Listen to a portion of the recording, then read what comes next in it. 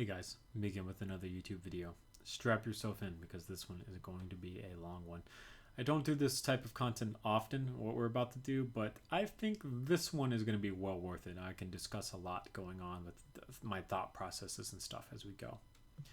Today we're going to be taking a look at this. This is an AK-104. My official designation for this one is going to be Chocolate Swirl. I call it Chocolate Swirl because you've got this kind of off-white color going on here. It's really tan, but it reminds me of a vanilla bean ice cream, how it's just kind of off-white. This is something that you would see.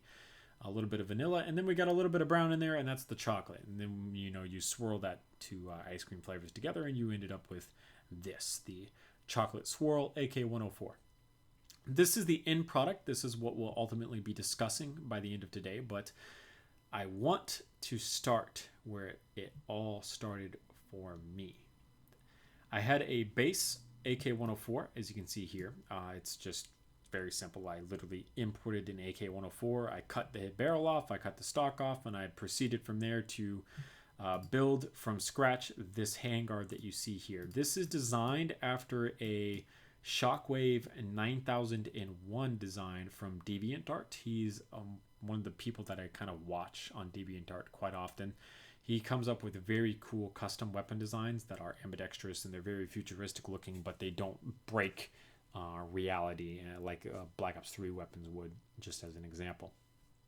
I have attempted to make something similar to this handguard design before in some previous AK models, and I replicated a close proximity of it, but nothing to this extent. This is by far my best one that you can see here. And this is where I started with the model itself. I wanted to replicate this handguard, and I proceeded to do it. This is a very beautiful handguard. I'm really happy with the stud transitions that are going on here. There's a whole bunch. You can see that this is 3 studs on bottom with a slight extension here, so it'd be closer to 4, but because of how these bow slopes and stuff are going on here, it'd be very comfortable.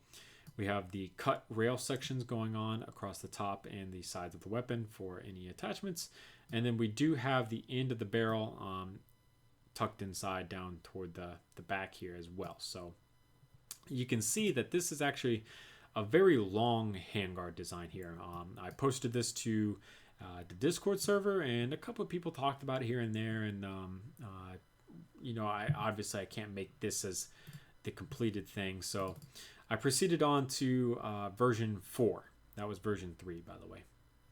In version 4, I was like, okay, well, I can't just have the barrel tucked way down inside the handguard. I need to extend it out. And inside the concept art image of his AK, Shockwave has just this very, very basic muzzle brake design out on the end. And I said, okay, well, I can do that. So I extend the barrel out from the gas block, as you can see here. It's 2 stud wide up to this 3 stud wide point, and then you hit this 4 stud wide point, as you can see, very basic. And then I was like, well, I want to put an optic on it, but what type of optic should I put on it? Well, let's put a Russian optic on it because it's a Russian gun. So I went with a very basic Russian holographic sight, as you can see here. This is something that I've started to put on a lot of my Russian things, as it's now one of my favorite Russian optics. It just looks so cool. So from there, I was like, okay, well, that's cool, but what else can we throw on there and whatnot? Well, what else can we take a look into? So we proceed on to version 5, if you will. Inside of version 5, as you can see, we start experimenting with the stock. I can't just leave the back of the gun stockless. So I have this stock. This is a very futuristic stock design that I don't use on pretty much anything. I did put the folding M4 buffer tube on, so this would fold. You push this button forward, this folds on around to the side as much as possible. The stock is going to stick out just a little bit, so it's not going to fold like 100%, but it'd be pretty close. I made this stock design before. I can't remember what I in particular made it for, but it was very cool looking, and I did want to try to use it because I just don't use it on anything. But I kind of looked at it and, I don't know about that stock. So version 6, we changed things up a little bit more as well. I delete the stock in version 6. I saved this as a completely different model from version 5 because I think I made some internal changes somewhere, somehow, that different from version 4 to 6. So then we move on to version 7. Inside of version 7, I start thinking about, okay, well, I don't like the stock design, we'll get rid of it, but what about some type of angled foregrip? You know, your AK is not complete without an angled foregrip. So this is the design that I come up with. This is based on another Shockwave 9001 design from DeviantArt. I already had this angled portion grip created, but he has another custom AK that he made that has this really cool angled foregrip that looks very similar to this, except it has a built-in laser on it. And I was like, oh yeah, I think that'd be cool. Why don't I put something like that on here? I put that on here and I'm looking at it and I was like, oh, okay, yeah, all right, we're getting somewhere. Let's move on to version 8 and we'll see what type of changes I make. I was like, all right, well, I still need a stock. Something in my head was like, well, why don't we make an adapter for it and we throw the ACR stock on it? And as you can see, we throw the ACR stock on it in version 8. And that is a decision that I very quickly revert, as obvious reasons that is not a very good looking stock on an AK. So in version 9, I tried to alleviate this issue simply by deleting it out. And throughout this process, I am posting updates to my different username Discord server. I am asking for feedback and stuff like that. And part of the feedback that I got is that people really didn't like what was going on at the muzzle. So I was like, oh, okay, all right, I get it. So, what if we go with this integrally suppressed design that's somewhat similarly modified, designed after the Velociraptor. So for those of you who don't know, there's the... Oh man, this is actually a lot of history to go into. There was the Sons of Guns Discovery TV show about a gunsmithing business in Baton Rouge. That show got underneath some very heavy controversy that I'm not going to get into, but it's very clear that the person involved was guilty. And out of the show came this other company called Ackley's Defense.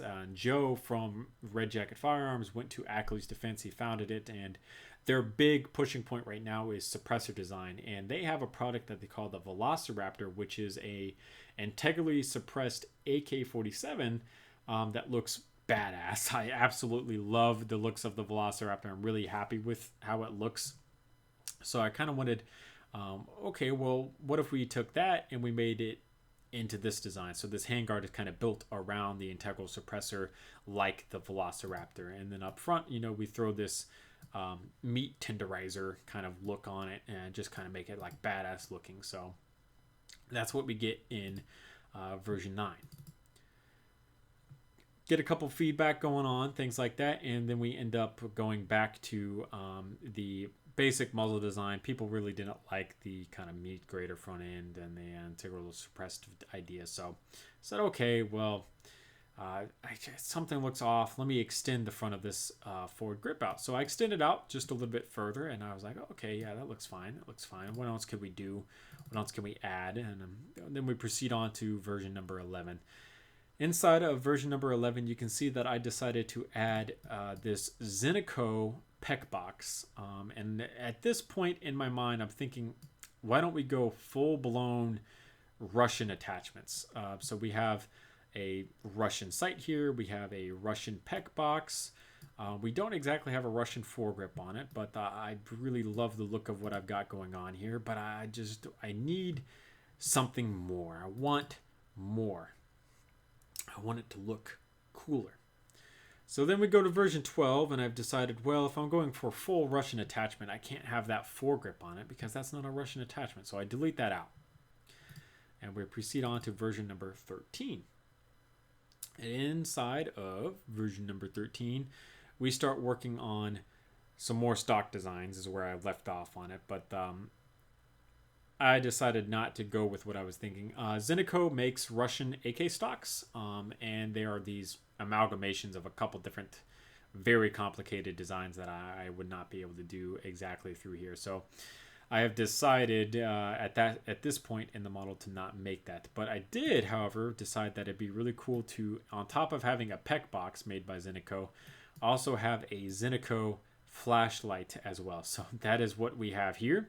This is another Zineco made product, specifically for the Russian AKs that fit on rails, a Zineco flashlight. So I've got a Russian PEC box, I've got a Russian flashlight, I've got a Russian optic on it. You know, at this point, the only thing really left that we need to do to it is add a Russian stock to it.